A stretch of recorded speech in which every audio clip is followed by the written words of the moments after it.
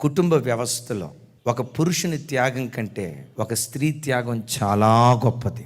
ఎంత గొప్పదో చెప్పమంటారా? వివాహమైన తర్వాత భర్త తన ఇంట్లోనే ఉంటాడు, తన తల్లిదండ్రులతోనే ఉంటాడు, తన అన్నదమ్ముల మధ్య ఉంటాడు, తన అక్క చెల్లెల మధ్య ఉంటాడు, తను పుట్టిన గ్రామంలోనే ఉంటాడు, తన వారితోనే ఉంటాడు. కానీ స్త్రీ దగ్గరికి వచ్చేసరికి ఆ బిడ్డ త్యాగం ఏంటో తెలుసా?